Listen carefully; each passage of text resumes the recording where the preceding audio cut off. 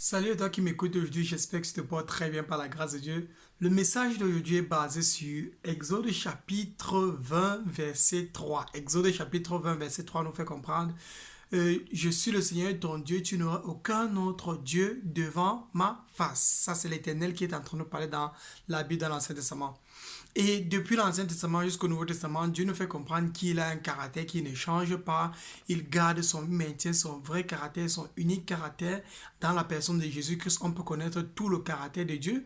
Et là, on se retrouve avec un problème. Le diable est toujours présent en train de faire en sorte qu'on va faire tout pour échapper à exaucer et à obéir ce que le Seigneur voudrait qu'on fasse.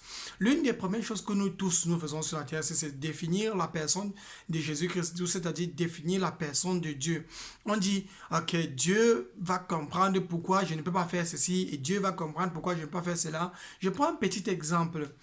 J'ai parlé avec certaines personnes, par exemple, certains homosexuels, et il me dit, parce que je suis homosexuel, et Dieu a dit qu'il est amour, et que je crois quand même que Jésus, que c'est Dieu, forcément, Dieu ne va pas me condamner pour ce que je suis en train de croire, il ne va pas me condamner pour quoi que ce soit, mais il a dit qu'il est amour, par conséquence, il va m'aimer dans mon homosexualité et je pourrais caler dans mon péché tout au long de ma vie sans jamais me convertir, sans jamais me repentir, mais toujours rester dans ce péché-là.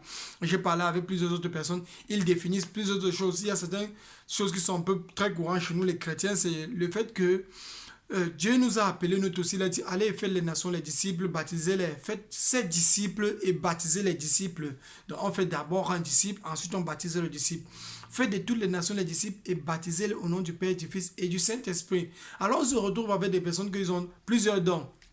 Dieu m'a donné le don, par exemple, de parler de la fausse religion, d'étudier la fausse religion et de connaître très bien. Et parce qu'il m'a donné cela, je dis maintenant, je me concentre plutôt sur d'autres choses que Dieu m'a donné, par exemple, il m'a pas donné le parler la langue, mais il a donné à d'autres amis, il a donné ça à d'autres, l'interprétation des langues à d'autres personnes, il a donné le don de prophétie à d'autres personnes. Parce qu'il leur a donné ces autres choses-là, je banque, c'est-à-dire je laisse les autres choses que Dieu m'a demandé d'aller prêcher aux gens, mais je me concentre sur le parler en langue, je me concentre sur les prophéties, je me consacre sur les autres choses que Dieu a toujours données. Et par conséquent, on définit, on dit, Dieu va comprendre le fait que nous ne fassions pas sa volonté, mais nous fassions plutôt ce que nous voudrons que lui fasse pour nous.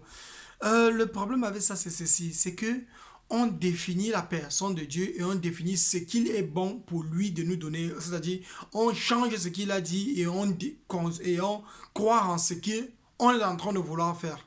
Et ça devient un problème. Ça devient qu'on ne loue plus la personne même qui a dit que c'est ce qu'il lui n'aime pas, mais on loue plutôt la créature, c'est-à-dire celui qui s'est fait passer pour Dieu.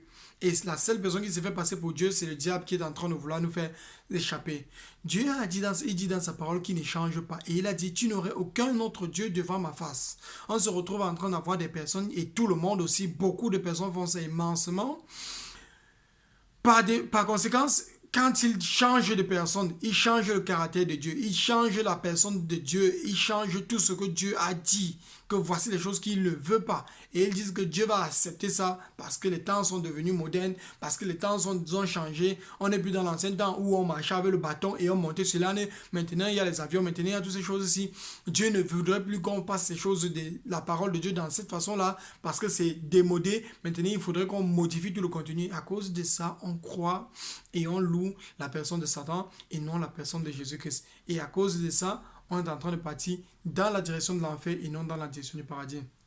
Mes chers frères et sœurs, j'aimerais vous nous demander et j'aimerais vous supplier d'accepter vraiment la vraie nature du Seigneur Jésus-Christ comme il l'a montré dans la Bible et non pas d'accepter la nature du diable qui est en train de dire, nous faire comprendre qu'il peut se passer en ange de lumière et que Dieu nous donne la force de marcher toujours selon sa volonté sans toutefois nous dire à l'intérieur de nous, Dieu va comprendre pourquoi je ne fais pas sa volonté parce que j'ai trop supporté la tentation était élevée et Dieu va me laisser de ne pas faire sa volonté et il va toujours me pardonner parce qu'il est amour. Ne laissons pas, ne changeons pas les choses que Dieu a demandées, mais accrochons-nous uniquement à la personne et la personne de Jésus-Christ. Que Dieu te bénisse. Prie pour les gens que Dieu a donné, a mis dans ta vie. Prie pour les gens qui sont en train à côté de toi, qui tu ne connais même pas. Prie pour les gens que Dieu va toujours toucher. Prie pour n'importe qui et que Dieu te donne la vie éternelle au nom de Jésus-Christ. Sois béni.